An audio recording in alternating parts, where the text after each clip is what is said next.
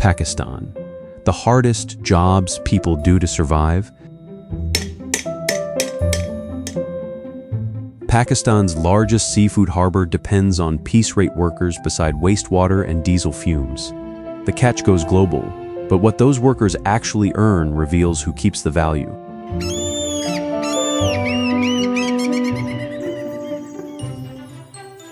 The hardest labor often carries the lowest price. Across Pakistan, fish cleaners, porters, loom operators, kiln families, waste workers, and street sellers are paid by basket, load, piece, or day.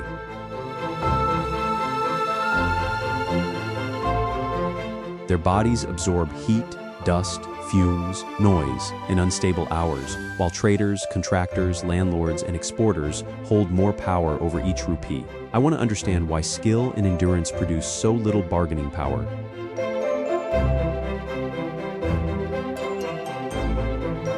In this film, we follow the money from the workers' hands to those who set the price and examine why low pay is built into the job. Pilgrims sustain Sewan Sharif, but its porters, cleaners, and sellers cannot count on a steady income. At Sewan Sharif, the shrine of Lal Shahbaz Qalandar draws pilgrims by bus, van, train, and on foot, but trade rises and falls with Thursdays, festivals, and the annual lures. That calendar reaches every pair of working hands. Porters lift bedding and bags. Sellers buy flowers, traders, incense, tea, and food before the first customer arrives. Inside the shrine, cooks control heavy langar pots while volunteers carry meals and water, and cleaners clear a constant flow of petals and waste. Crowds add heat, pressure, and the need for sanitation and medical response. Damal belongs to the shrine's devotional life. It is worship, not entertainment arranged for passing visitors. The busiest days lift earnings, yet quiet stretches arrive after vendors have already paid for stock or borrowed against the expected crowd. Since 2017, heightened security has become another layer of labor. Workers channel dense movement while keeping food, water, and access moving. The imbalance is clear. Devotion creates demand, but the porter, cleaner, and stall holder absorb the uncertainty. Sewan's sacred economy runs on informal hands, and those carrying the heaviest load hold the weakest claim on its value.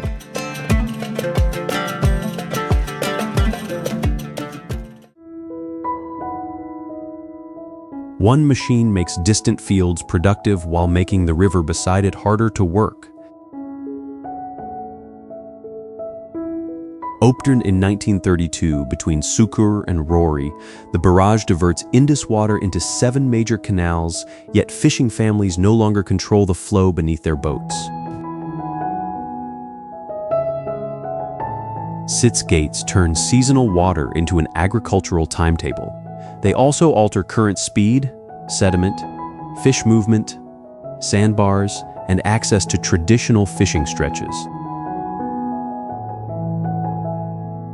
Water released here supports farming across a large part of Sindh.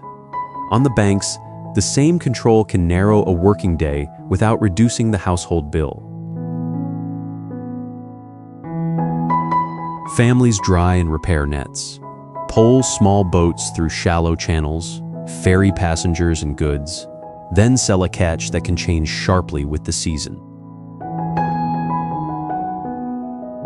Restricted zones around the structure and moving sandbars can push fishers farther for a smaller window of workable water. More effort does not guarantee more fish.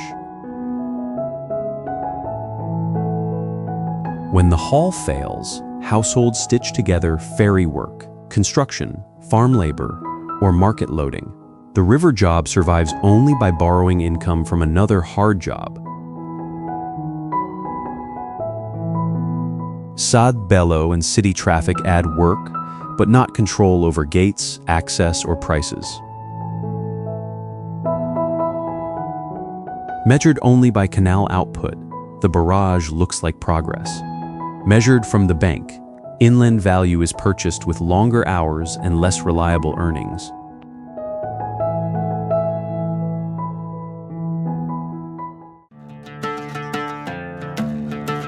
Restoration can raise the value of Lahore's walls while pricing out the people who keep them alive. The walled city compresses homes, workshops, schools, shrines, shops, and warehouses into roughly 2.5 square kilometers. Trucks cannot enter the tight interior lanes. At the gates, cargo breaks into smaller loads for motorcycles, handcarts, and individual carriers. That last passage depends on backs, shoulders, and repeated trips. The work is hard, informal, and poorly paid because each carrier holds little bargaining power. Above the stockrooms, carved wooden balconies front family rooms. Below them, sewing, packing, metalwork, furniture repair, cooking, and cleaning keep historic buildings economically active. Restoration can brace facades, repair drains, and bring income to guides, food sellers, craftspeople, and guest houses. It can also raise rents, convert homes into shops, and make access rules costly. Warehousing adds congestion, fire risk, and structural strain, yet removing every workshop would strip out the labor that funds daily life. The hard balance is between heritage that needs repair and residents who need bargaining power over increasingly valuable land. If rising prices push carriers, repairers, shopkeepers, and families beyond the gates, the lanes may look cleaner, but Lahore will have preserved a stage, not a living city.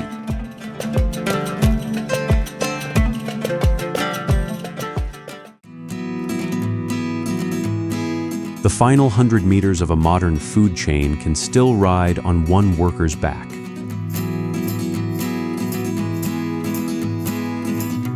At Akbari Mandi, behind Delhi Gate near Circular Road, trucks bring commercial volumes into lanes built long before large freight vehicles could enter them.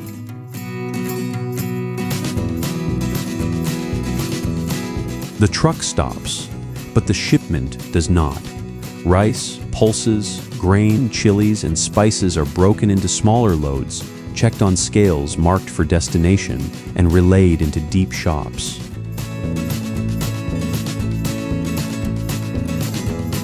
This is logistics rebuilt around shoulders, backs, handcarts, and rickshaws. One sack sent to the wrong trader can jam the lane and waste another trip.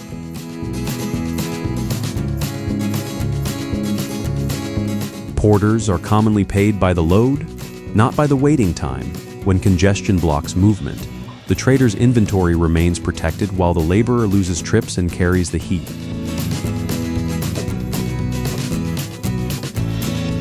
The bargain is stark.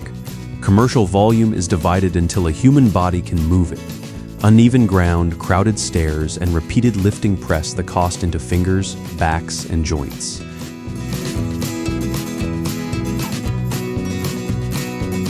Chili particles and spice dust add another burden, irritating skin, eyes, and lungs.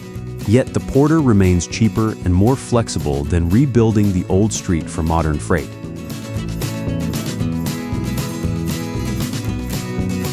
The mismatch is paid for in the porter's body. Wholesale goods keep moving because shoulders, backs, and joints remain cheaper than rebuilding the street.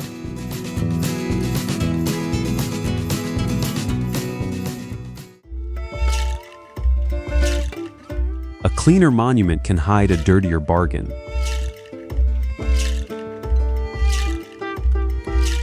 In 2018, more than 1,000 shops and stalls around Empress Market were removed to restore its colonial frontage and clear central Sadar.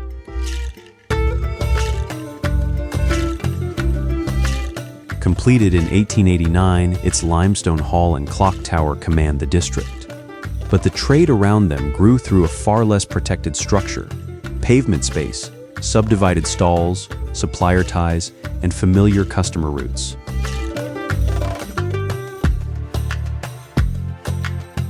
Produce can spoil before the day ends, so porters and sellers race the clock with shoulders, baskets, scales, and hand carts. The city receives cheap food and household goods. The worker absorbs congestion, delay, and waste.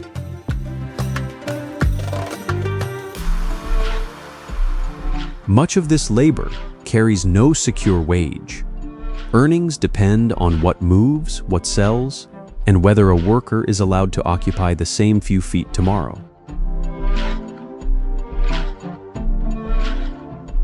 The central issue is not whether the clearance made the tower easier to see. It is who had papers when authority redrew the market.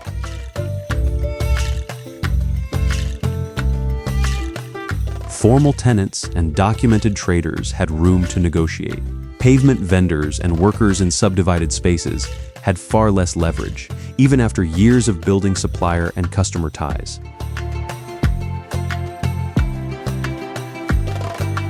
The cleared stone gained space, but undocumented sellers lost the ground from which they bargained. Here, heritage was protected by making the least protected livelihoods pay for it.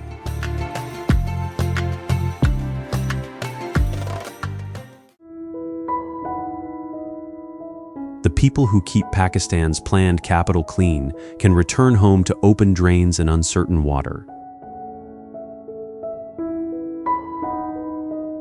France Colony sits in F7 Force near Jinnah supermarket and high-value property, yet its narrow lanes receive weaker urban services. The name is local. It has no connection to France. The community is predominantly Christian, though jobs and identities vary. At dawn, residents carry cleaning tools, uniforms, and water containers from narrow lanes into wealthier sectors. They sweep roads, clean homes, tend gardens, guard property, and staff service counters. Christians in Pakistan have often been channeled into low-status sanitation work through inherited occupations and discriminatory hiring. Essential work becomes a narrow gate, not a secure ladder.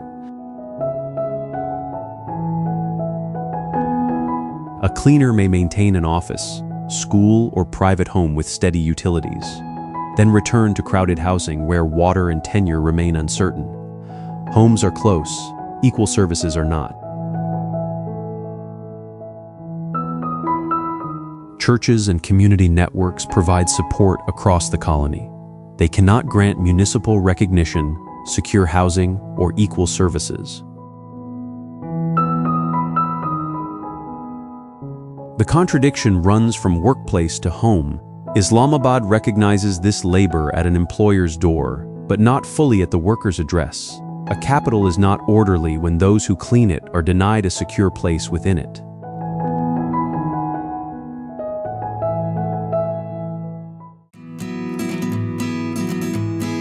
Prosperous trade moves through Raja Bazaar on the shoulders and pavement space of workers who have no secure place to stand.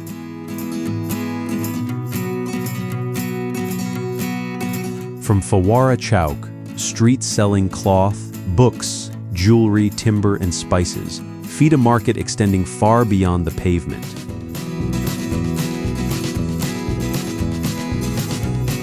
Low prices do not mean empty tills. Larger traders command valuable stock and supplier ties, while porters, cart pullers, and delivery helpers sell muscle one load at a time.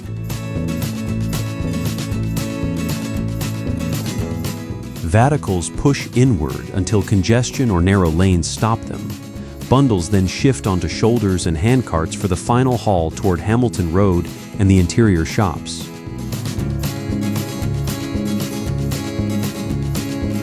When a delivery worker is paid for completion rather than the hour, every blocked lane and security barrier adds effort without adding pay.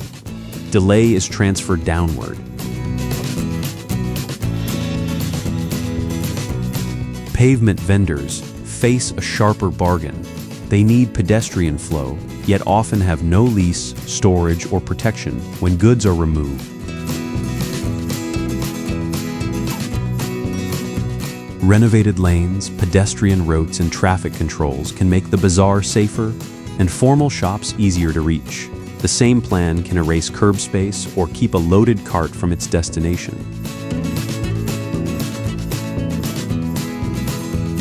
What matters here is not whether commerce is rich or poor, but who can defend a few square meters within it. When streets are redesigned, the pavement seller and the loaded porter are usually displaced first.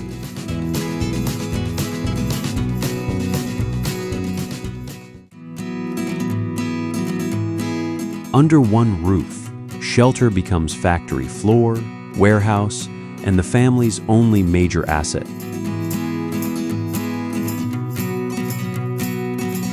Laid out as a low-cost township in the 1960s, Orangi became one of Karachi's largest self-built urban areas because residents supplied what official services did not.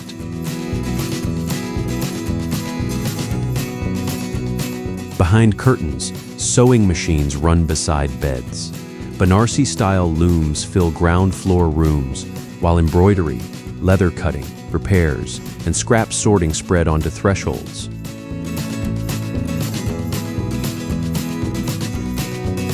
The contractor brings material and takes the finished pieces. The household carries the electricity bill, machine repairs, rejected work, and the empty days between orders.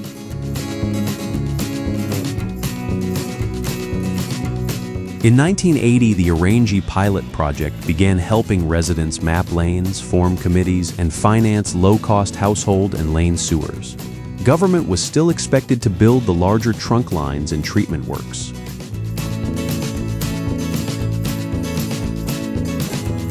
Rising rents, utility shortages, unclear ownership, and demolition fears now press on the same rooms that generate income. The worker negotiates from a factory that can also lose power, rent, or legal standing.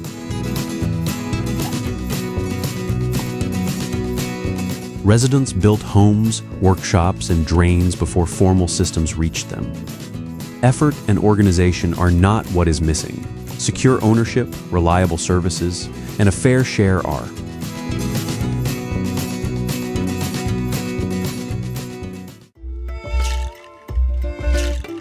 #Nagri turns constant commuter traffic into work, yet a packed pavement can still produce no income. Along Peshawar's Grand Trunk Road and bus rapid transit corridor, rent, cart fees, electricity, transport, and stock costs begin before the first sale. Juice sellers buy fruit and ice before knowing demand. Snack vendors prepare perishable stock. Phone repairers hold customer devices and spare parts inside tiny counters. The BRT concentrates footfall, but fast-moving passengers do not automatically become customers. Those who pass without stopping leave every fixed cost untouched. Educated job seekers join established working-class traders when salaried work is scarce. These stalls are not quaint tradition. They are a practical answer to too few formal jobs. Summer heat raises the burden of standing outdoors and the cost of keeping drinks cold. Unreliable water makes preparation and cleaning harder before any profit exists. Cart operators repeatedly move stock to clear traffic or enforcement. Road redesign or pavement clearance can cut off customers overnight, with no employer to absorb the loss. That is the bargain behind independence. The worker controls a tiny enterprise and pays every cost personally. In #Nagri, scarce salaried work does not remove commercial risk. It transfers that risk onto each worker.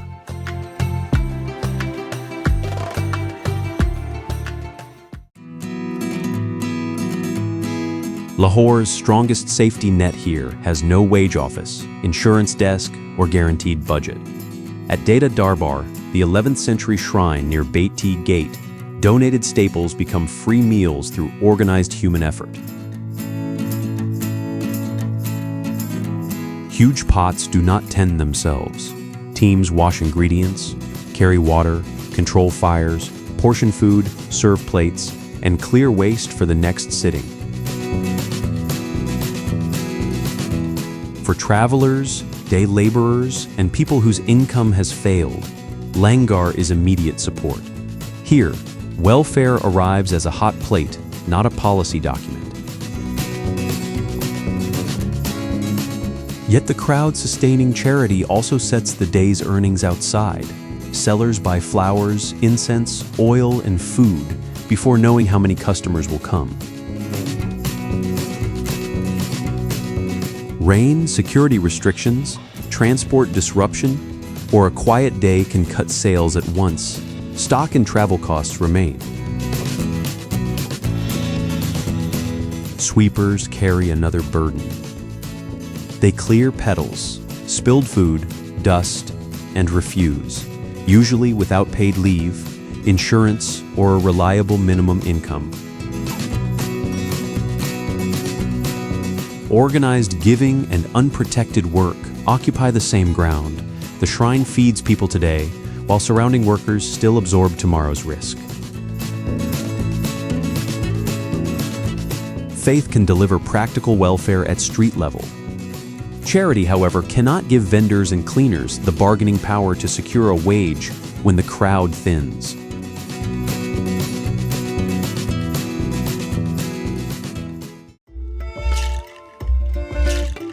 Cloth built for distant markets begins in rooms where a broken thread can cut a worker's pay. In Ghulam Mohammadabad, power looms turn yarn into rolls of gray cloth, while output determines income, and many operators work through spoken agreements, not contracts. The job demands constant correction. Workers align threads, watch tension, and tie snapped ends within seconds, because one missed break can mark the fabric, and one stopped loom cuts paid output. The cloth leaves the neighborhood quickly. It moves toward dyeing, finishing, cutting, and sometimes export, joining a textile chain that reaches far beyond Faisalabad. The cost stays close to the body.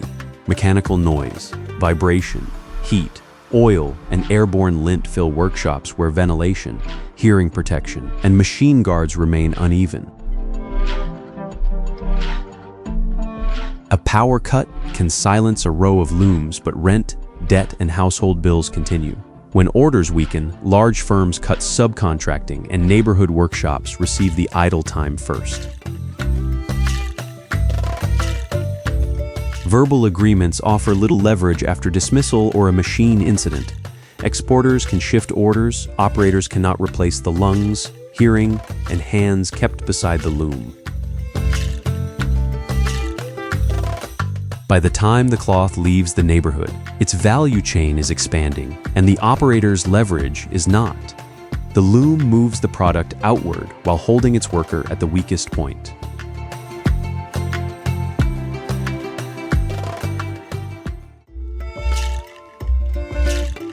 Before crops, herds, or embroidery earn anything, a Tharparkar household must secure water.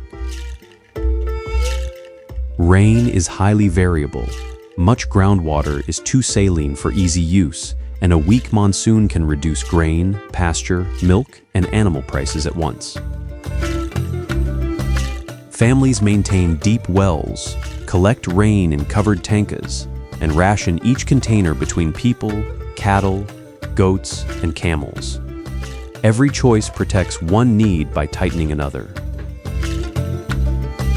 Women and girls often make repeated collection journeys before cooking, childcare, fodder cutting, or embroidery even begins. The hardest shift starts before the paid work. After adequate rain, families sow drought-tolerant millet and guar and move herds toward fresh grazing. After poor rain, labor spreads outward through seasonal migration and wage work. Genre houses, shaded pens, stored fodder, and repaired waterworks show accumulated skill, not passive endurance. Embroidery can travel where its maker cannot, but traders who supply designs or reach urban buyers can capture much of the final retail value. Livestock carries the same imbalance. When drought forces an early sale, the household bargains with weak animals, urgent bills, and little time. Tharparkar's injustice is not a lack of skill. Distant, stronger markets pay little for crops, livestock, and needlework produced through daily labor.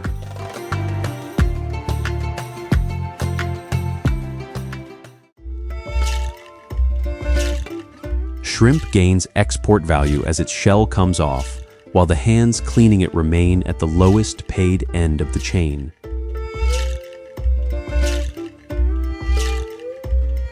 Bazaar, Karachi Fish Harbor, Pakistan's largest seafood landing and processing zone. Machar Colony supplies the peelers, sorters, pullers, and packers who make that trade move.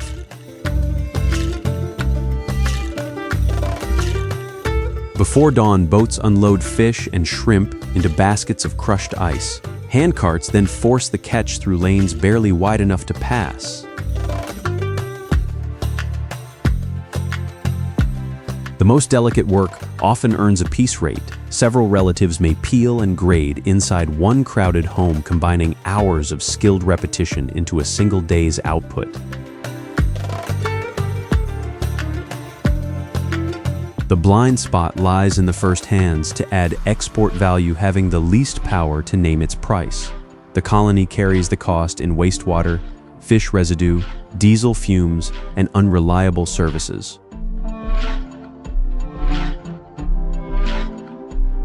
For many Bengali and Burmese origin families, identity document problems tighten the trap. Without secure papers or tenure, changing employers, opening formal accounts, seeking services, or resisting eviction becomes harder.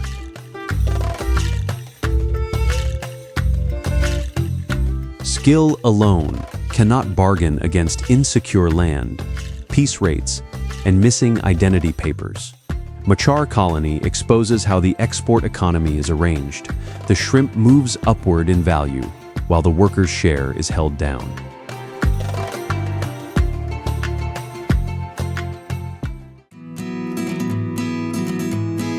Shoulder-to-shoulder crowds conceal a thinner day's earnings.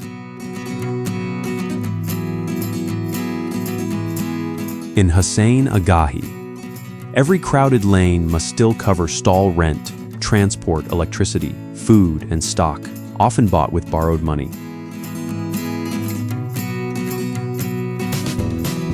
Old city lanes stop the delivery vehicles. Porters and handcarts then move clothing bundles and heavy fabric bolts through the final stretch, an essential transfer with little bargaining power. Hand-embroidered garments and household cloth arrive from rural women through traders, while machines copy dense patterns faster and more consistently. Skill takes longer, yet machine speed presses down the price.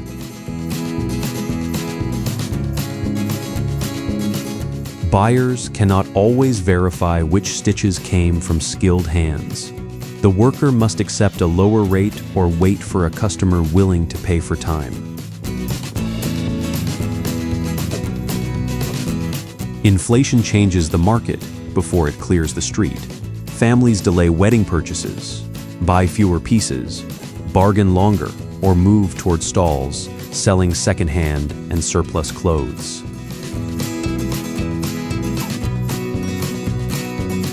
Food carts carry a shorter clock. A shirt can stay on a shelf. An unsold meal loses value by the hour, while pavement space offers almost no protection. The crowd stays thick, but comparison replaces purchase, machines squeeze hand labor, and the heaviest work absorbs the shrinking margin.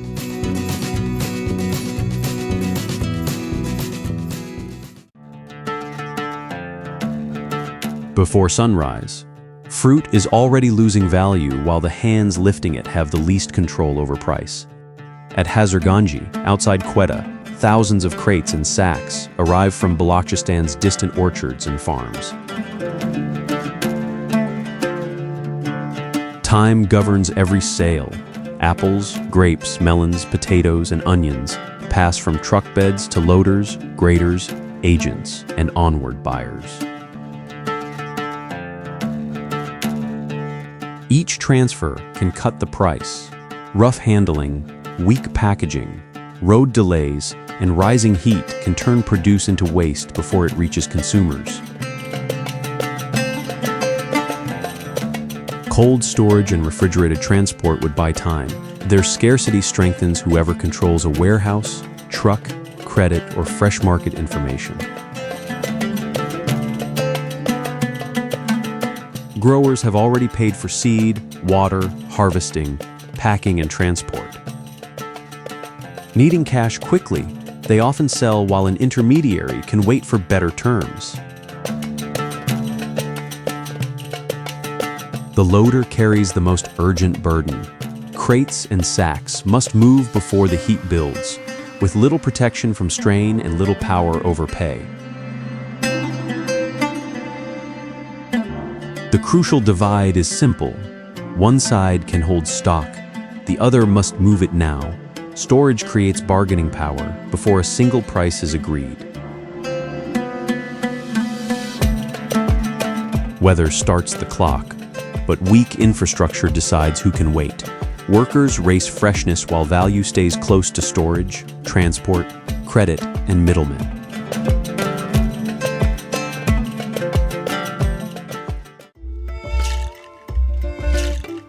Gwadar's new port faces global trade, while Old Town fishing families fight to keep access to the water beside them. Beneath Ko-e-Batil, the town works through Shahi Bazaar, Mullaband, the Fish Harbor, and Padizar. Here, old maritime skill remains intensely physical. Crews mend nets, ice catch, repair outboard engines, and carry baskets to small traders and households. At Padizar, boat builders shape timber ribs, fit planks by eye, seal seams, and repair hulls worn by salt and repeated grounding.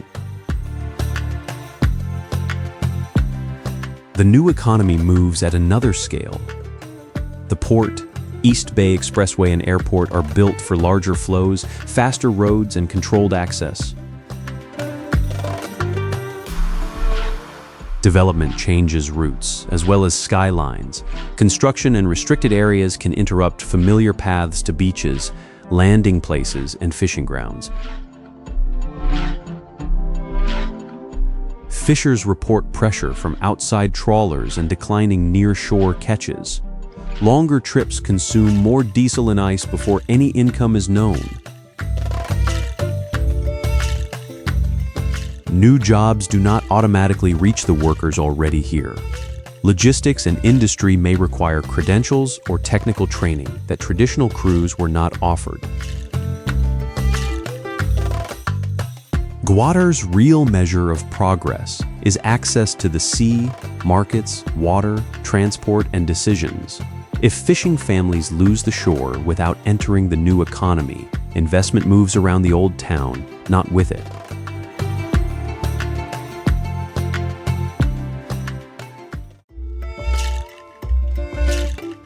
The brighter a glass bangle shines, the easier its cheapest labor is to hide.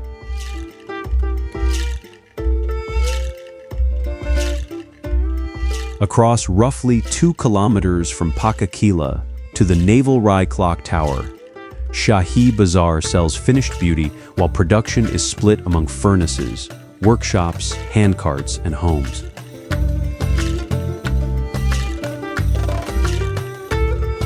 Glass is heated and shaped near furnaces, then colored, cut, joined, decorated, sorted, and packed. Each transfer separates the final price from the hands that added the last fraction of value.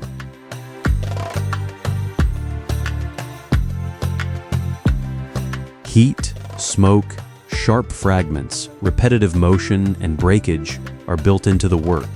None of them appears on a retailer's display.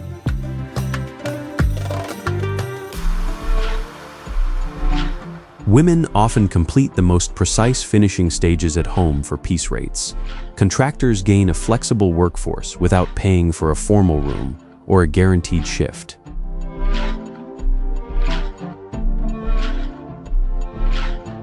That arrangement shifts workshop costs into the home. It also leaves the worker unpaid whenever pieces do not arrive.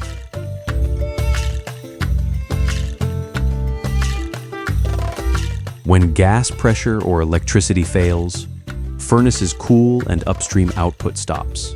The shop may wait, but the home finisher loses pieces she had no power to produce.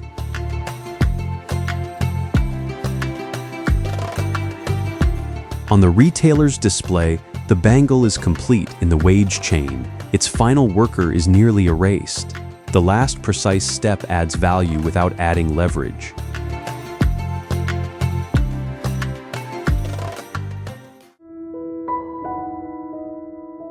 The cheapest fishing boat can be forced into the most expensive water. As near shore catches around Orangi Creek grow less reliable, crews from Ibrahim Haidari travel farther, burn more diesel, and risk sales that cannot cover the trip. Ibrahim Haidari is its own fishing town, distinct from nearby Rari Goth, and its working clock follows tides, auctions, and engines. Before departure, crews buy diesel and ice, mend mesh, repair motors, and provision small boats.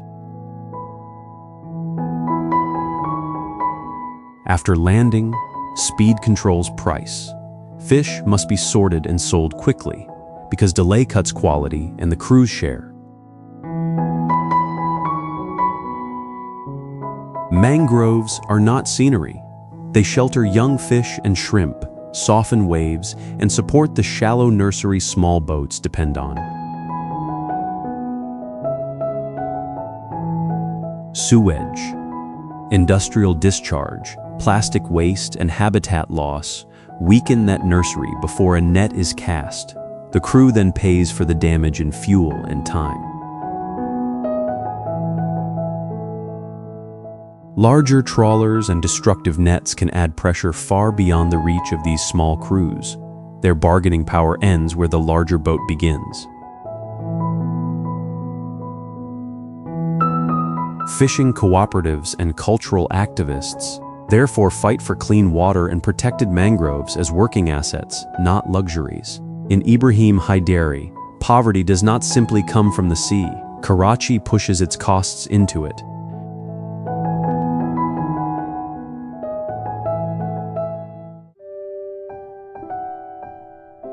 At Kasur's brick kilns, a family can work harder while its debt barely moves. Pay is counted by the thousand, while advances and employer-controlled housing can bind workers to one yard.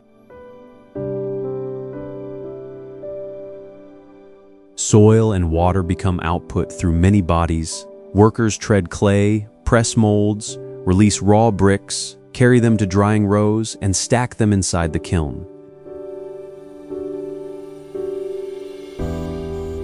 Crews feed firing chambers and unload finished bricks after cooling. Dust, smoke, heat, and heavy lifting never appear in the sale price.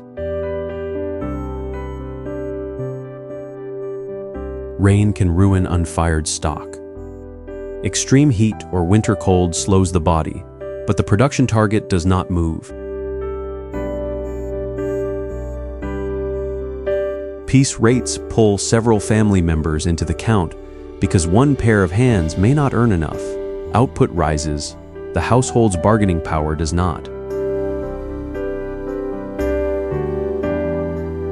An advance called peshki may cover food, illness, marriage, or older debt. Deductions and unclear accounts then decide how much of each day's labor reaches the family. Not every kiln worker is bonded, but coercive debt arrangements have been repeatedly documented in Pakistan's brick sector, and restricted mobility can make repayment indefinite.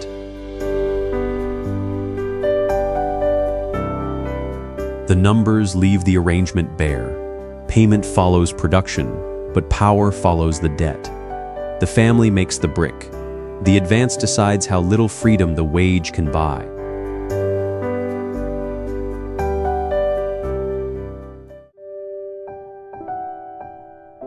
Postal address can cut a wage before a worker lifts the first sack. Liari borders Karachi's harbor, railway yards, early factories, and Leah Market. Yet years of instability and heavy policing attached a criminal label to the district. At Leah Market and nearby depots, porters earn one load at a time, moving produce, sacks, metal goods, and shop stock between truck, handcart, and final doorway. Payment follows each load, not the hours held available. A delayed truck, blocked lane, or quiet market can erase the income expected from a full morning. The body absorbs every weakness in the route: congestion, awkward corners, long waits, then a hard rush when goods move. Traders still set the rate. Strong Baloch presence also shapes Liari's language, food, and music. Its football clubs and boxing gyms have produced nationally recognized athletes. Markets, kitchens, coaching, equipment repair, and household budgets all depend on disciplined work repeated under uncertain daily pay. The label changes the price of that discipline. Employers elsewhere may read risk before skill, while local businesses carry the same suspicion despite decades of service to Karachi. Liari separates real labor from a reputation forced onto an address. A district can feed markets, train athletes, and move freight, yet its workers lose bargaining power before the first cart rolls.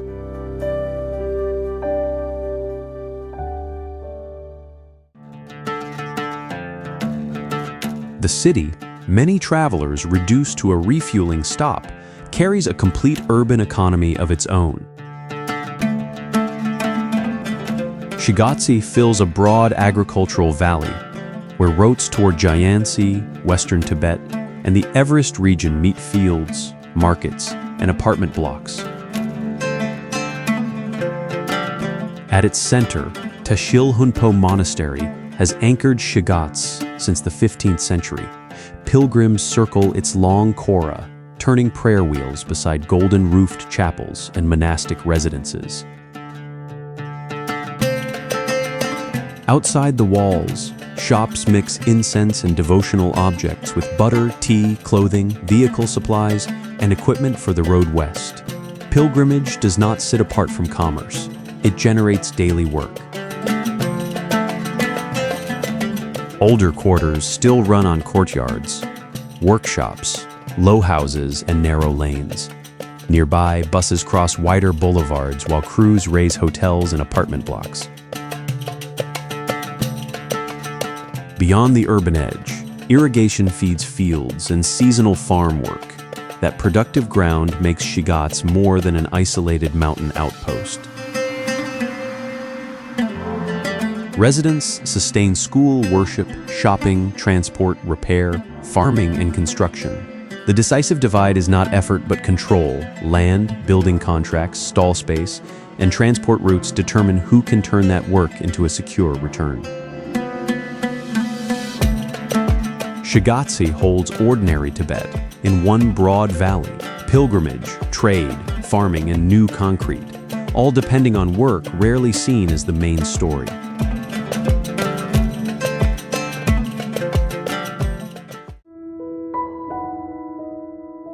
Bare rock and thin air do not define this Tibetan sacred place. Forest, moisture, and open water do. Bassam Lake lies in the wetter Nyingchi region, where monsoon influence and lower elevation support spruce, fir, shrubs, and denser alpine growth than the arid west. Glacially fed water fills a sheltered mountain basin. Its green-blue color shifts with suspended sediment, cloud, wind, and viewing angle. An island temple, reached by footbridge, links the lake to the Nyingma Buddhist tradition. Prayer flags and local pilgrimage carry worship along the shore. Wooded peninsulas repeatedly block and reopen the water. The lake is encountered along a route not captured in one panorama. Villages, fields, forest paths, boats, roads, and boardwalks make this sacred basin unusually accessible. That access supports local movement and organized viewpoints, but it also concentrates vehicles, construction, and waste during busy periods. Vehicle traffic and heavy shoreline use press directly on quiet habitats. This is a different Tibetan terrain. Inhabited shores, humid forest, glacial water, and snow peaks occupy the same sheltered basin. Basam's sacred character depends on water, forest, worship, and inhabited shores remaining intact as access expands. Greater access will test every part of that balance.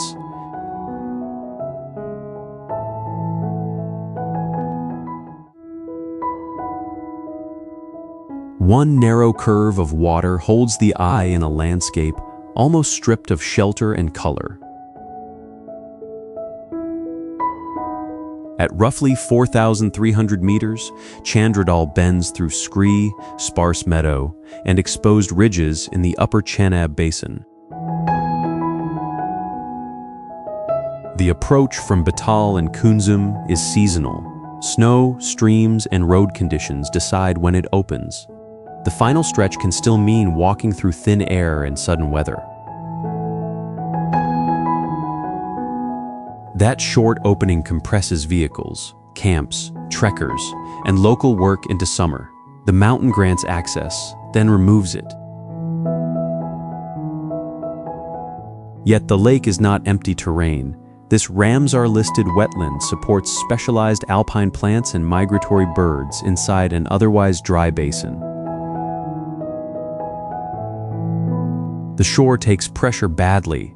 Alpine plants grow slowly, and compacted ground recovers poorly, so camps remain back from the waterline.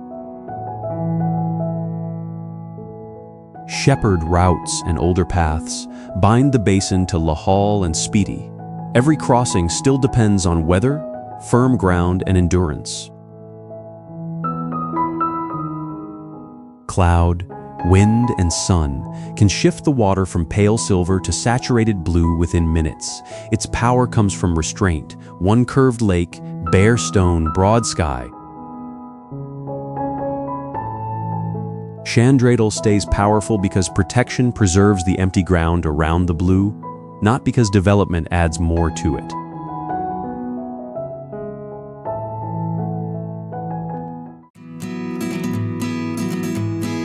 One mountain carries three names, and each name grants a different kind of authority. Komalungma is Tibetan and sacred. Sagarmatha is Nepal's official name.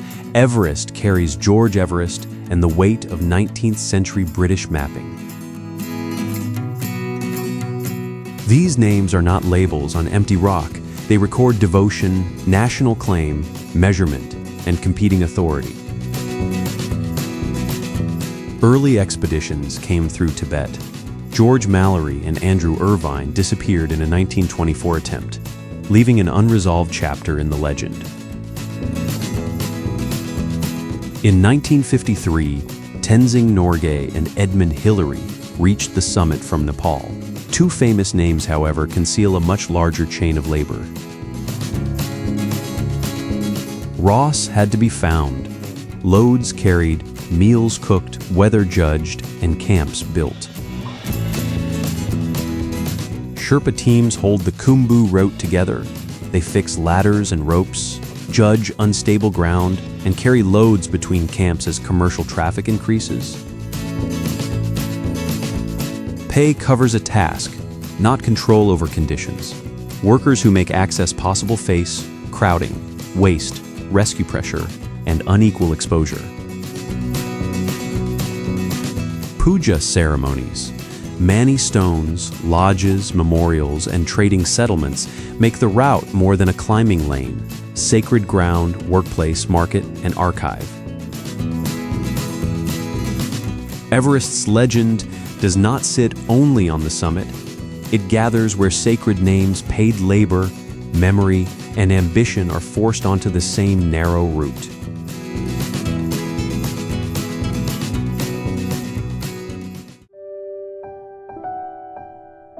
Lasa's old pilgrimage routes still direct movement through a city expanding around ring roads, apartment blocks, hotels, and rail connections.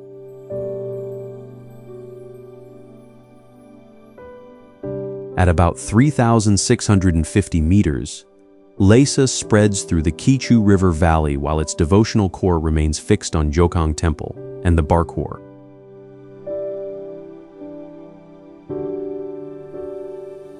Pilgrims move clockwise, turn prayer wheels, burn incense, and prostrate beside traders, cleaners, security workers, residents, and visitors. Ritual does not sit apart from urban life, it sets the route.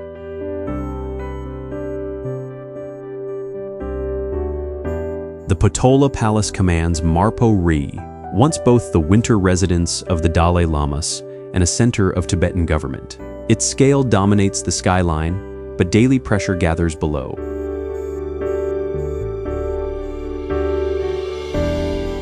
Around Barkhor, shops sell butter, textiles, jewelry, household goods, and ritual objects.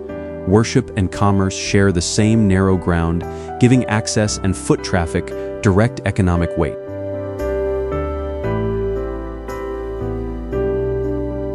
Sira and Drepung widen this religious map through assembly halls, colleges, courtyards, and debate traditions. They remain active institutions linked to the working city, not sealed monuments.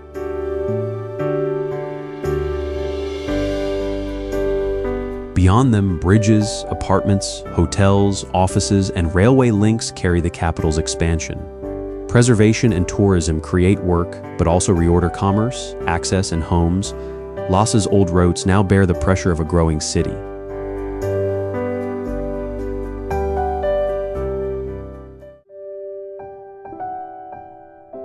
At Khyber's last white wall, domestic ground gives way abruptly to wild plateau.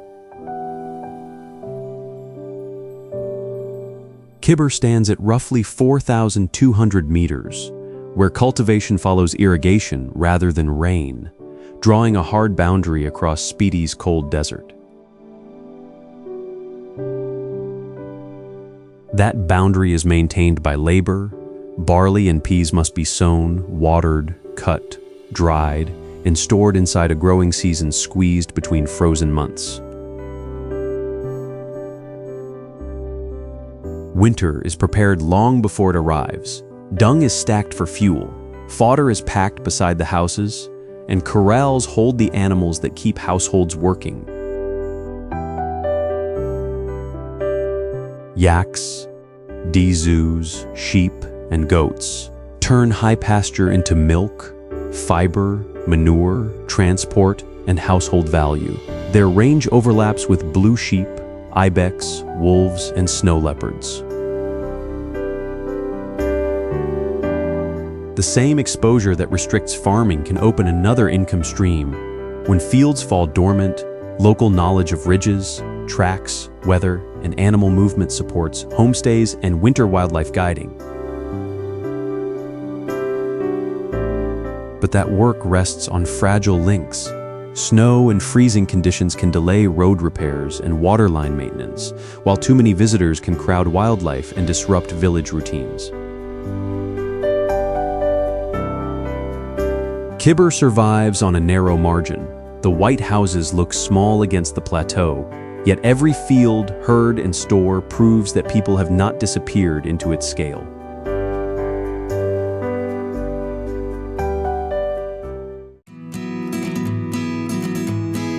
Beyond Pakistan, the film enters a comparative chapter on control over scarce water, roads, and time. In Spiti's Himalayan rain shadow, compact villages divert snowmelt through channels to barley, peas, and small plots. Movement follows the Spiti River past Kaza, Tabo, Dankar, and Ki. Kunzum Pass is strongly seasonal. Snow can close it, while the Kinnar route remains vulnerable to landslides and roadwork.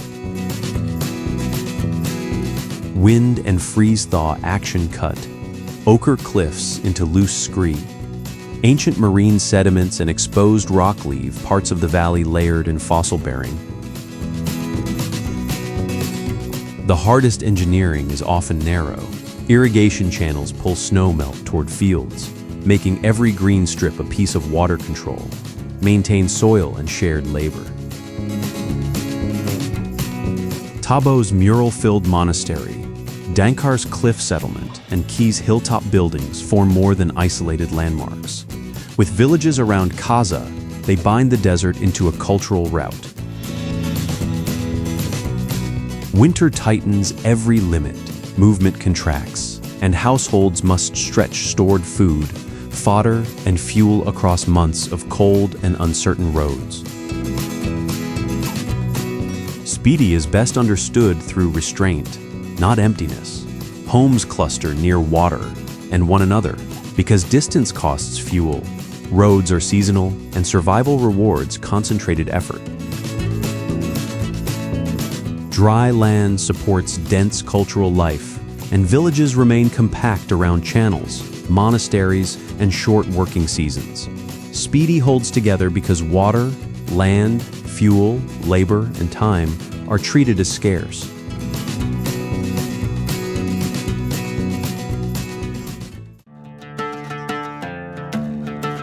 This sacred lake refuses to fit into a single view. More than 4,400 meters above sea level, Yamdrak Yampso branches through the plateau in long arms, bays, and narrow channels. Mountain roads reveal only one section at a time. The scale remains hidden even from the high ground because each ridge closes off another reach of water. Sit's famous color is not fixed. Snow melt, runoff, evaporation, wind, and shifting light turn the same shore from turquoise to green and steel blue. But color alone misses the lake's weight. Yamdrak is regarded as one of Tibet's sacred lakes, and that reverence stands inside ordinary work rather than apart from it. Prayer flags rise beside grazing routes, villages, barley plots, and dusty roads. Sheep and yaks convert limited pasture into household value in ground, exposed to fast storms and cold. Water here is never only scenery. It marks roots, supports habitat, shapes livelihood, and carries cultural meaning across a plateau where every usable strip of land matters. Tourist viewpoints and traffic bring income while concentrating litter and pressure along the roadside. Control of stopping space, waste services, and visitor revenue determines how much nearby households retain. Yamdrak's beauty cannot be separated from life around it. The sacred stands beside herds, prayer flags, and the dusty road.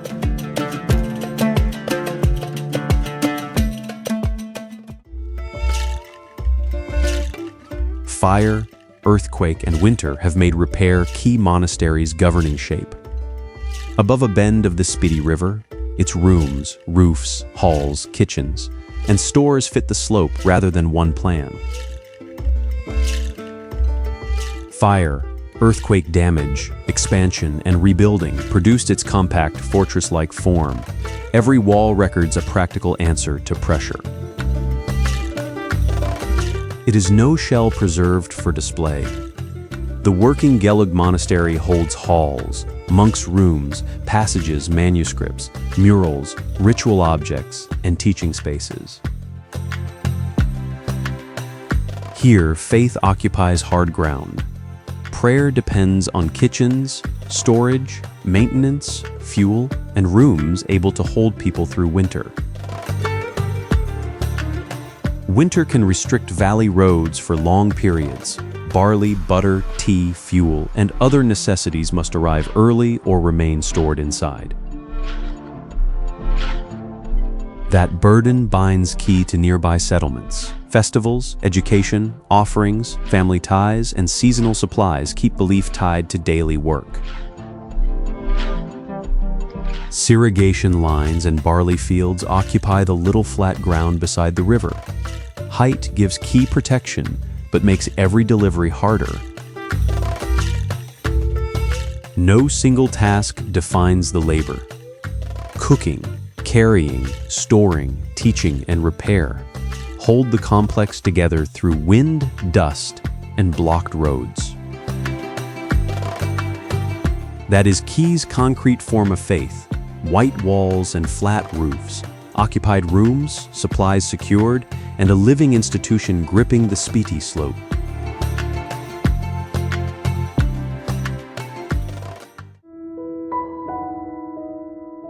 An entire mountain valley became housing for a single purpose: religious study.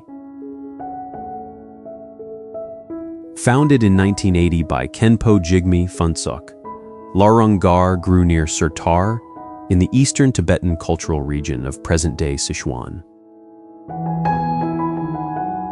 The red dwellings were not laid out as spectacle. They gathered monks, nuns, and lay students around lecture halls, temples, debate spaces, and open ritual grounds. Density turned belief into a daily physical schedule. Classes and chanting depended on cooking, water collection, fuel deliveries, repairs, waste removal, and repeated climbs along steep stairways. Each cabin also carried engineering pressure. Closely packed wooden housing had to withstand altitude and winter cold, while narrow roads limited supplies and increased fire risk. The intellectual life at the center rested on the least celebrated work at the edge: hauling water, carrying fuel, clearing waste, and repairing walls. Then authority redrew the settlement.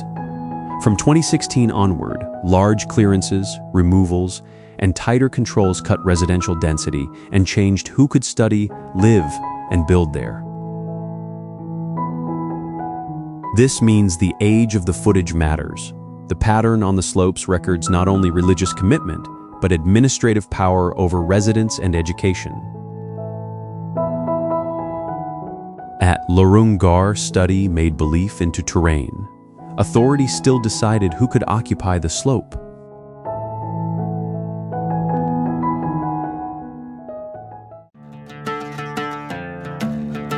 Forest stands here without a single tree. Its towers are lake and river sediment, lifted from an old basin and carved into walls, gullies, ridges, and pillars.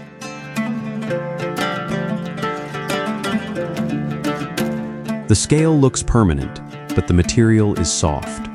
Water cuts it, frost splits it, wind strips it, and gravity pulls loosened edges downhill. Western Tibet is overwhelmingly dry, yet a burst of heavy rain can change these slopes quickly.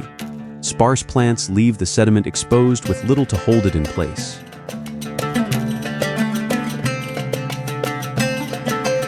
Light controls what the eye reads. At midday, separate forms flatten into pale walls. Under low sun, each groove and buried layer returns with hard definition.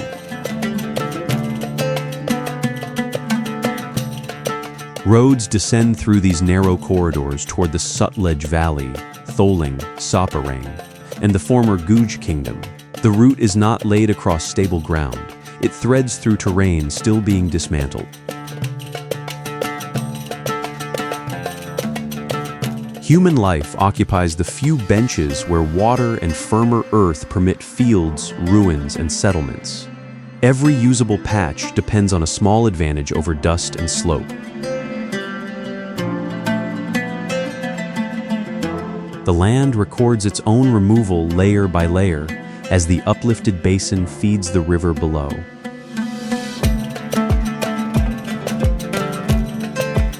Zanda makes time physical. Earth holds its shape, then breaks loose and moves downhill with wind and water.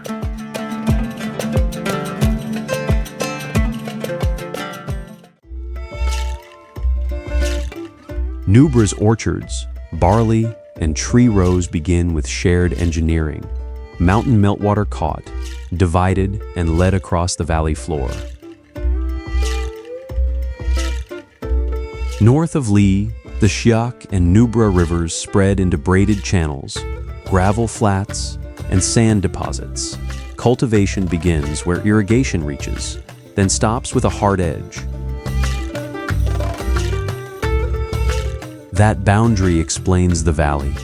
Poplars, willows, fodder, barley, and apricot trees survive because generations have directed scarce water through high desert soil. Hunter adds another layer. Its double-humped Bactrian camels recall caravans that carried wool, salt, tea, and other goods between Ladakh and Central Asia. Diskit Monastery, stupas, prayer walls, and village shrines give the trade route a religious map. Taxis, farm vehicles, army traffic, and guest houses now share it. The pressure is no longer only distance and altitude. Tourism concentrates water demand and waste in an arid place, while seasonal floods and shifting channels can damage fields and crossings. Nubra's open ground is therefore tightly organized. Rivers decide where crops can grow. Roads decide where people and supplies can move. Each grove defines the empty ground around it. Life holds here only where water has been captured, shared, and kept moving.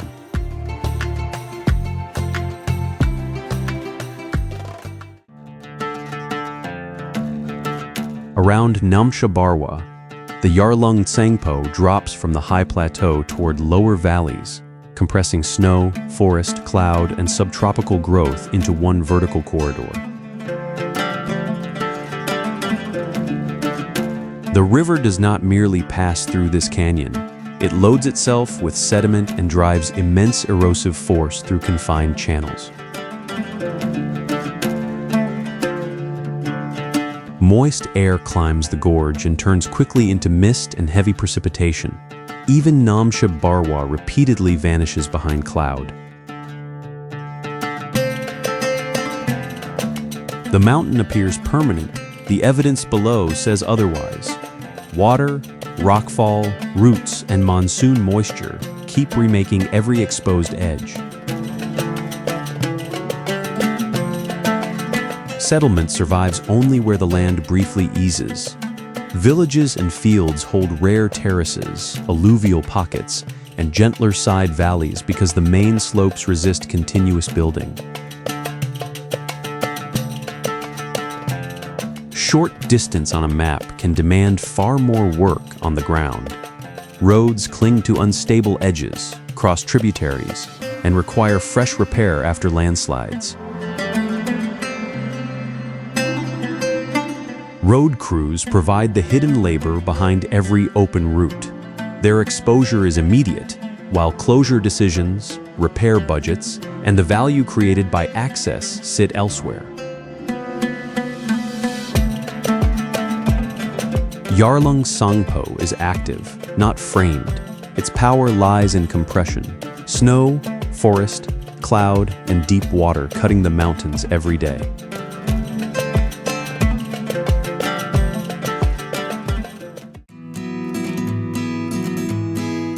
Saparang turned a hill into a ladder of power, yet the hill is taking the architecture back. From dwellings and storage caves below to strongholds above, height narrowed access. Beginning around the 10th century, the Guj kingdom made this a principal center of Himalayan trade, political rule, and Buddhist revival. by the 17th century, that power had declined. Here, terrain did more than surround a settlement. Stairways and tunnels cut through soft earth joined homes, monastic rooms, chapels, and fortified spaces into one vertical structure. The arrangement was blunt. Homes stayed lower. Protected chapels climbed higher. Elite and defensive ground commanded the summit. Surviving chapels hold mural traditions shaped by contact across western Tibet and the wider Himalayan region. Around them, many chambers have broken down into dust. The same soft ground that strengthened defense now exposes the ruins. Rain cuts the walls, wind scours them, freeze and thaw open cracks, and foot traffic adds pressure. Empty windows and eroded ramparts are therefore more than remains. They preserve a political map in which authority rose above ordinary life, worship, and storage. Saparang leaves a hard verdict.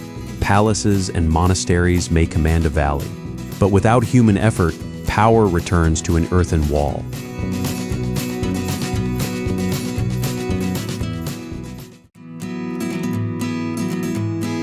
Truck brakes, road crews, and repeated repairs keep the 72 turns open on a mountain that allows almost no room for error. This celebrated section of China National Highway 318 lengthens one steep descent into stacked switchbacks above the upper Salween, known here as the New Jiang. Each hairpin trades distance for control. By stretching the route sideways, engineers let vehicles lose elevation without confronting the slope directly. From above, the calculation looks clean. At road level, every blind bend demands low gears, firm braking, and exact positioning. Freight trucks crawl through the curves because this is not spectacle alone. It is a working corridor across high passes, river gorges, and settlements. A closure here can delay supplies far beyond the viewpoint. Motorcycles and buses contend with dust and restricted sightlines. Cyclists face the same altitude and gradient, with no engine to carry the load.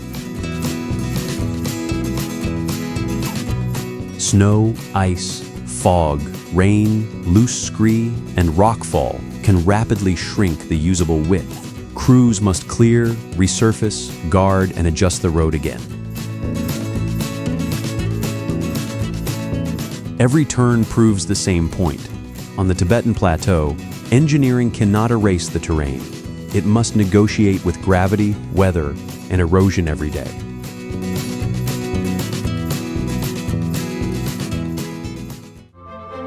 Low wages are often explained as the result of low skill. That excuse does not survive contact with the work.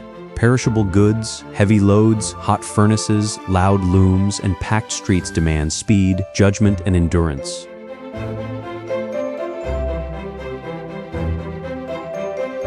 The worker is paid least not because the work creates little value, but because debt, insecure housing, verbal contracts, and too few other jobs weaken the power to refuse.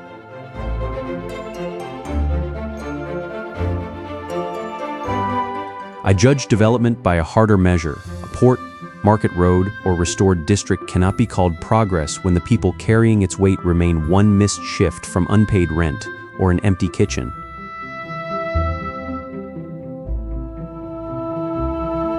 Pakistan's future will not be decided only by bigger projects and faster trade. It will also be decided by whether workers can claim more of the value their hands create.